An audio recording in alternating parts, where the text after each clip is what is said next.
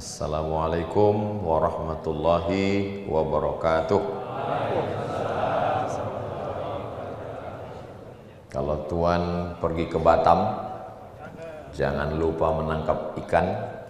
Dari bunyi sambutan salam, sepertinya jamaah ini belum makan. Alhamdulillah, Allahumma salli ala Sayyidina Muhammad wa ala ali Muhammad. Yang sama-sama kita hormati guru kita semua, ada Ustadz Salim Afillah, ada Ustadz Luqmanul Hakim, datang-datang jauh-jauh dari Pontianak bersama Sayyidi Al-Habib Fahmi Al-Mutahhar Hafizahullah wa ra'ah. Hadir juga bersama kita Sayyidi Al-Habib Ja'far Al-Jufri, kemudian Bapak Dandim Pak Muhyiddin. Muhyi artinya menghidupkan, din artinya agama, Muhyiddin menghidupkan agama. Dalam sejarah Islam ada dua Muhyiddin yang besar. Yang pertama menghidupkan agama dari jalur fikih, itulah dia Imam Muhyiddin Ibnul Arabi, pakai alif lam, Ibnul Arabi.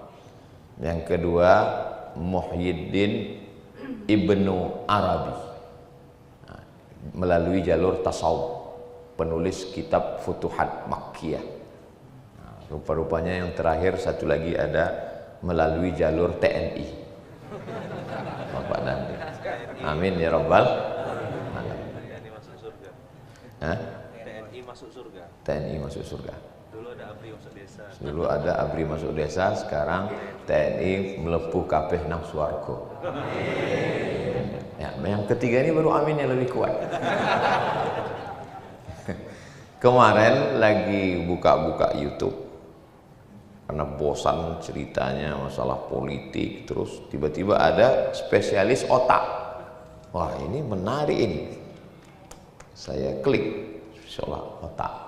Jadi kata dia ada pekerja tambang batubara, bekerja di dalam lubang tanah, tiba-tiba besi yang dipakai untuk menggali batubara itu, nauzubillah, kecelakaan, eksiden, nancap di keningnya, kena otak bagian depan, kena otak bagian depan, dan dia tidak mati.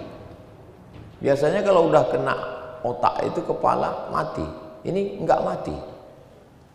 Diobati di rumah sakit sehat. Tapi setelah dia pulang ke rumah terjadi perubahan sikap. Yang sebelumnya enggak marah-marah, dia menjadi orang yang pemarah dan emosional. Makanya kalau ada ibu-ibu yang suaminya terganggu, mungkin otaknya jadi. Dan peristiwa ini terjadi sudah lama, di akhir abad ke-18. Disitulah baru para pakar otak, ini yang ngomong ini dokter pakar otak ini. Disitulah baru spesialis otak ini faham, rupanya otak ini ada otak kanan, ada otak kiri, ada otak depan, ada otak belakang, ada otak besar, ada otak kecil, dan ada batang otak.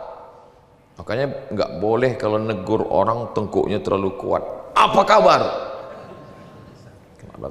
Itu maka orang yang dihukum mati itu dalam Islam, hukum mati itu dipancung, dan dipancung itu dari tengkuk, bukan dari depan. Kalau dari depan itu nyembelih. Pancung itu duduknya seperti duduk tasyahud selesai sholat Jumat di Masjid Qisos di Jeddah. Itu nanti keluar Masjid Qisos, di belakang tuh ada altar tingginya 1 meter. Semua yang terhukum mati itu duduk seperti duduk tasyahud, lalu tengkuknya di baju, kerah bajunya ditarik ke belakang. Kalau di Mesir itu digantung, sangpan, digantung. Dan di tempat kita ditembak, penembaknya itu ada beberapa orang, tapi yang punya peluru cuma 1, dan nggak tahu siapa yang punya peluru. Supaya apa? Supaya semua yang nembak itu nggak merasa bersalah. Kamu yang nembak? Enggak, pelurunya bukan sama saya. Dan di antara tiga pilihan ini, antara mati ditembak, digantung dengan dipancung, kira-kira milih yang mana?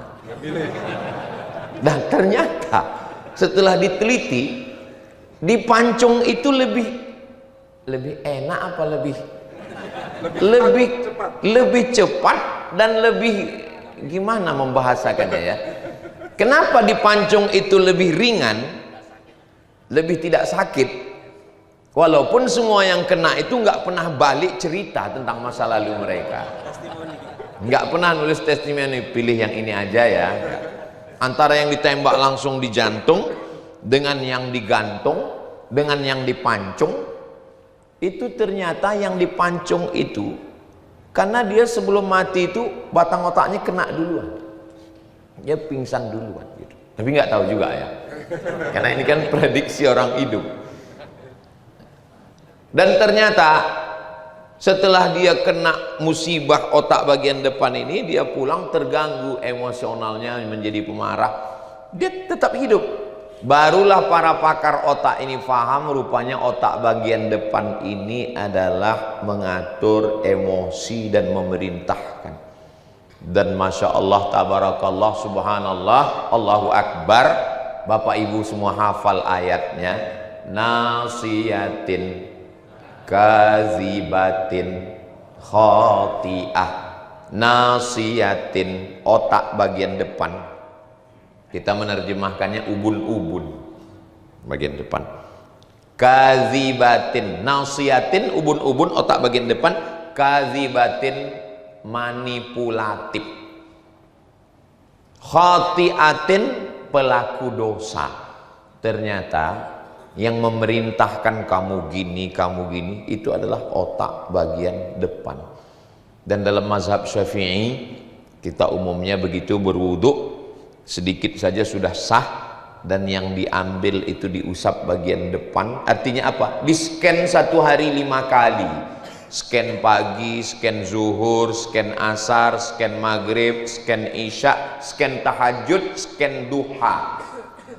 Supaya apa? Supaya otak bagian besar ini selamat dari 2, kazibatin, bohong, khati'atin, salah. Padahal kalau kita lihat, yang namanya salah itu ya salah aja, bohong itu juga salah. Tapi kenapa Allah membagi sedemikian detailnya antara bohong dengan salah? Karena orang yang salah, dia ngerti dia salah. Mohon maaf, pencuri itu ngerti dia salah. Pemakai narkoba tuh ngerti kalau dia salah. WTS, mohon maaf, yang namanya sudah berubah jadi PSK, mengerti kalau dia salah. Tapi orang yang kazibatin, dia tahu salah dan pura-pura mencitrakan dirinya benar. Inilah makanya manipulatif, hipokrit. Sedangkan yang ini memang betul dia salah. Kamu pakai ganja, iya, tahu itu salah, tahu. Tapi kenapa kamu belum meninggalkan? Ya nantilah hijrah setelah agak tua dikit. Jadi, dan yang ada di kepala kita ini adalah darah. Dari mana datangnya darah ini bisa sampai ke kepala? Darah ini datangnya dari jantung yang berdegup dan berdetak. Jantung ini menyemburkan darah naik ke atas. Itu makanya tadi kita diperintahkan Allah untuk bersujud. Allahu Akbar, sujud. Ketika sujud itu, kalau Tuhan pergi ke Makkah, jangan lupa bawa baju yang kasar. Sudah lama saya tausiah, baru ini disuruh sampai asar. Jam berapa kita cabut, Ustaz Salim? Jam 1. Jam 1 ya? Baru agak jelas. Ketika kita sedang bersujud itu, kita sedang merubah susunan tubuh kita. Yang sebenarnya sekarang susunan tubuh kita, jantung di bawah, otak di atas. Tapi begitu kita sujud tadi, berubah. otak di bawah, jantung di atas. Dan ketika otak di bawah, ada teman saya Pak Ustadz nggak sujud pun jantungnya memang di bawah, nggak sujud pun otaknya di bawah, otak tetap di atas. Ketika sedang sujud, maka darah begitu leluasanya menyembur, darah dipompa oleh jantung. Makanya kalau ada orang yang ingatannya kacau, itu gara-gara darahnya tidak normal naik ke otak. Kenapa darahnya itu tidak normal? Karena darahnya kental. Apa yang menyebabkan darah kental? Dua. Pertama minyak, yang kedua adalah apa kedua ya? Minyak. Yang kedua gula. Makanya kalau kita ambil, kalau mau selamat jangan. Ustadz Somad kalau mau sehat jangan ada minyak, jangan ada gula. Tapi saya sampai hari ini kalau nggak ada gula, nggak ada minyak, nggak hidup. Saya tetap ada minyak. Apalagi kami di Sumatera, itu minyak terus. Pagi lontong pakai santan, minyak. Siang rendang, minyak. Makanya rumah sakit kolesterol yang pertama di Bukit Tinggi. Saking banyaknya minyak. Sementara di badan kita ini air, darah ini air. Makanya orang sekarang banyak makan pil pengencer darah. Mohon maaf kalau saya ngomong, ini kayaknya Ustadz Somad nyindir penyakit saya. Saya nggak ada dapat bisikan dari manapun. Ini saya ngomong ya sesuai apa yang ada di pikiran saya saja. Mudah-mudahan yang sakit-sakit disembuhkan Allah Subhanahu wa Ta'ala. Saya ketemu dengan jamaah kita yang umurnya 85 tahun, lalu saya tanya, "Bapak kelihatannya sehat, energik." Saya menghindari gula dan minyak, Pak Ustadz. Terus Bapak makan gimana? Ikan nggak digoreng, ikan saya cuma dibakar, Pak Ustadz. Terus minuman? Minuman saya hanya teh atau kopi, nggak pakai gula, Pak Ustadz. Kalaupun pakai gula, gula yang bukan gula. Gula apa? Gula aren. Alhamdulillah Pak Ustadz, saya hidupnya sehat walafiat. Tapi ini yang secara fisik. Ada dia tidak sedahsyat gula secara medis, tapi ternyata dia bendanya halal. Tapi dia dibeli dari uang yang haram, korupsi, sogok, riba, dan kemudian darah. Dia jadi darah. Sepiring nasi, sepiring gulai, semangkok bakso dari barang haram, dia berubah menjadi setetes darah. Dan darahnya tetap golongan A, O, B, AB. Nggak ada golongan darah begitu periksa. Apa golongan? B2. Belum pernah ada puskesmas di Indonesia begitu periksa darah keluar, "Mohon maaf Pak, golongannya darah haram." Enggak ada. Darahnya tetap O, A, B, AB. Saya waktu pertama kali periksa darah ditusuk jadi, kata dokternya bilang, "Ustadz Somad ini darahnya AB. Darah AB ini Pak Ustadz hebat loh." Kenapa? Jarang orang punya darah ini. Oh, saya sudah mulai bangga. Dan biasanya susah donor sehingga kekurangan darah banyak yang mati. Bapak Ibu yang dimuliakan Allah Subhanahu wa Ta'ala, ketika darah haram ini masuk, sepiring nasi itu berubah jadi darah haram, dan darah haram ini masuk ke jantung. Kenapa? Karena jantung adalah trans yang akan menyemburkan darah. Makanya seringkali kita kalau naik gunung dingin atau cuaca dingin, itu ujung-ujung jari kan dingin, ujung kaki, ujung tangan. Kenapa? Karena dialah yang paling jauh jangkauannya dari jantung. Kalau dada hangat, apalagi perut hangat. Tapi kalau ujung-ujung ini dingin. Kenapa? Karena paling jauh getarannya dari jantung. Jantung ini menyemburkan paling jauh di ujung jari, makanya dingin. Dingin. Lalu kemudian darah tadi menyembur dari jantung naik ke otak, dan otak itu menjadi jahat gara-gara darah haram. Makanya Nabi melarang jangan makan haram. Kulu, makanlah min thayyibat, yang baik-baik. Kenapa? Karena semuanya berawal dari darah. Saya kalau makan dengan Ustadz Salim, dengan Ustadz Lukman, dengan Habib, yang selektif sekali Ustadz Lukman. Semua Ustadz selektif, cuman yang paling selektif Ustadz Lukman. Dari mulai kuasnya, ini jangan kuasnya ini bulu babi, ini jangan-jangan ini, kata Ustadz Lukman. Makanya saya kalau makan, saya tunggu beliau makan. Kalau udah beliau makan, berarti sudah lulus fit and proper test, aman. Kenapa beliau sangat selektif tentang makanan? Karena beliau santrinya dari Sabang sampai Papua, sulit mengatur orang kalau sudah makanannya haram. Nauzubillah.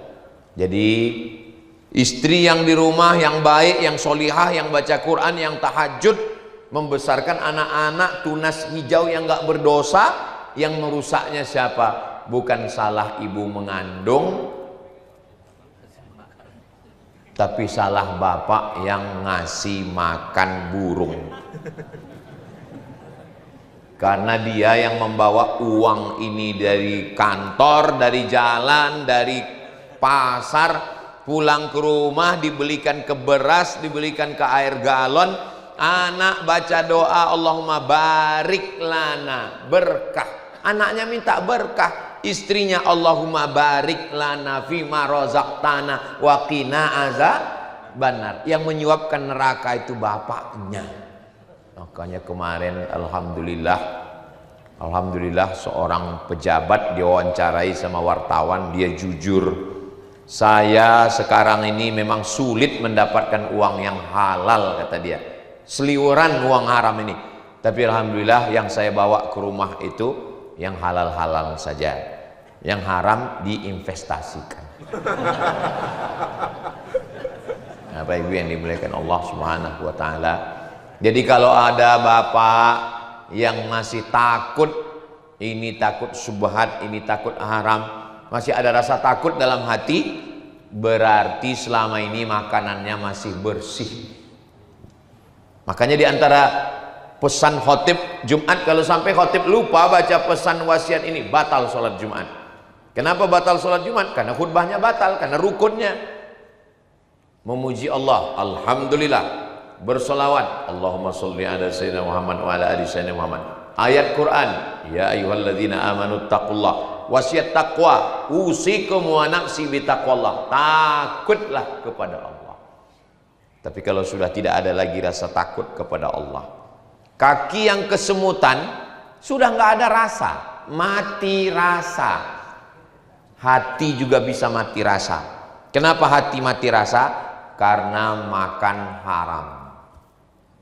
Ada video seorang suami ngejek istrinya stroke. Memang kalau orang nggak kuat-kuat jantung sekarang ngelihat TikTok ini, dua kemungkinan. Kalau nggak handphonenya hancur, dia hancur. Istrinya stroke terbaring, lalu dia duduk di kursi roda dengan meletakkan tangannya dan memiringkan wajahnya, ngejek istrinya yang sedang stroke. Apa yang terjadi? Mati rasa.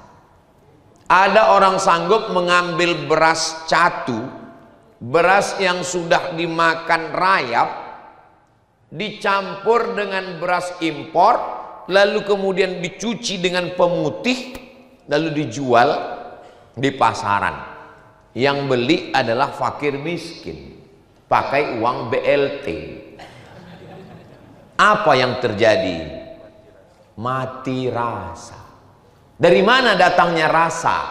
Rasa ada di dalam hati dan jiwa. Kenapa bisa mati rasa? Karena makanan. Makanan ini yang berbahaya. Makanya kalau ada orang yang puasa sunat Senin Kamis, puasa Nabi Daud. Kalau suami saya itu aneh Pak Ustadz, dia nggak puasa Nabi Daud, terus sholat Nabi Daud. Kadang sehari sholat, sehari enggak. Itu nggak ada, itu dapat dipastikan aliran sesat. Yang namanya sholat Nabi Daud itu sholat malam. Puasanya Nabi Daud itu yasumu yauman wa yuftiru yauman. Kalau yang ini, nauzubillah, agak lain ini yang satu ini. Nah, jadi kalau kita masih ada rasa, melihat fakir miskin. Dan Islam ini menghaluskan rasa. Islam ini menghaluskan rasa. Sebetulnya saya, orang susah-susah nyari kursi, saya disediakan kursi, tapi saya nggak mau duduk. Kenapa? Karena saya masih ada rasa. Nggak mungkin saya duduk di atas, sementara Habib keturunan Nabi Muhammad duduk di bawah. Saya keturunan Nabi juga, keturunan Nabi Adam. Saya duduk di atas. Saya duduk di atas, sementara Ustadz Salim Afilah, orang-orang yang jelas disebutkan dalam Al-Quran, yauma la yanfa'u malun wala banun illa man atallaha biqalbin salim. Ustadz Luqman yang jelas-jelas satu surat khusus, surat Luqman. Walaupun memang puncaknya di akhir kul huwallahu ahad Allahus samad. Artinya saya sebenarnya kalaupun duduk ya nggak apa-apa juga. Cuman ini kan masalah rasa, menghaluskan rasa. Banyak orang yang bisa hafal ayat panjang, dan Nabi menegur orang sholat, dilaporkan ke Nabi, ya Rasulullah, itu ada yang lapor ini namanya Qatadah bin Nu'man. Hadisnya ada dalam Musnad Ahmad bin Hanbal. Itu Qatadah bin Nu'man ayatnya kulhu terus. Kulhu. Apa kata Nabi? Innaha la ta'dilu sulusal Qur'an. Kulhu itu sama dengan sepertiga Al-Quran. Nabi melarang atau memuji? Memuji. Tapi ada seorang sahabat baca ayat panjang. Apa kata Nabi? Idza amma ahadukum falyukhaffif. Kalau kamu jadi imam, pendekkan bacaannya. Makanya siapa yang baca kulhu, teruskan. Karena Nabi tidak pernah menegur kulhu. Yang ditegur itu justru ayat yang panjang. Kenapa? Karena ketika dia ayat panjang, dia tidak memikirkan makmumnya di belakang. Di belakang itu ada tiga. Yang pertama, ibu-ibu yang anaknya menangis. Yang kedua, ada orang yang ada hajat di luar. Yang ketiga, ada orang tua yang memang dari muda nggak pernah ke masjid. Setelah tua diintip malaikat maut, barulah dia ke masjid dan dia nggak tahan. Maka begitulah kita disuruh mementingkan rasa. Ada orang yang sanggup ke Makkah bolak-balik labbaik Allahumma labbaik, sementara tetangga jiran di sebelahnya tidak makan. La yabitu syab'anan. Tidak boleh orang Islam tidur dalam keadaan syab'an, kenyang. Wajaruhu ila jambihi ja'i'un. Tetangga di sebelah rumahnya kelaparan. Laisa bil mu'min. Dia tidak dianggap sebagai seorang mukmin. La yu'minu ahadukum. Kamu tidak beriman. Kalaupun beriman, imanmu belum sempurna. Hatta yuhibba li akhih, sampai kau sayang kepada saudaramu ma yuhibbu li nafsih, sebagaimana kau sayang kepada saudaramu. Makanya saya sebetulnya tausiah 1 jam, tapi karena selesai Jumat nggak boleh panjang-panjang. Kalau tuan pergi ke Padang, jangan lupa membeli ikan. Tausiah nggak boleh panjang-panjang karena jamaah belum makan. Saudaraku yang dimuliakan Allah Subhanahu wa taala, maka dulu kiai-kiai, wali-wali, sunan-sunan, habib-habib sebelum pengajian potong sapi, potong kambing, makan dulu. Setelah makan baru acara maulid, acara skaten, acara haul, acara ngaji, dihibur dengan gamelan, menyenangkan, baru cerita tentang neraka. Gitu. Kalau sekarang enggak, orang datang lapar cerita tentang neraka. Jadi akhirnya orang pun mau ngaji, enggak, neraka terus katanya. Neraka di luar, neraka di dalam katanya. Nah, alhamdulillah. Ternyata kalau kita ngomong di depan orang yang hatinya khusyuk itu waktu begitu cepat berlari. Sudah pas jam 1. Ini baru muqaddimah perjalanan safari dakwah Yogyakarta dan sekitarnya. Jangan lupa ikuti terus program kita tahun ini bernama Lir Ilir. Ojo lali. Terima kasih Itu yang dapat saya sampaikan. Mohon maaf banyak kata-kata saya tidak berkenan di hati. Saya tutup dengan pantun penutup. Menangkap puyuh di Bukit Selasih. Thank you dan terima kasih. Madiun lemah teles, matur nuwun Gusti Allah sing bales. Assalamualaikum warahmatullahi wabarakatuh.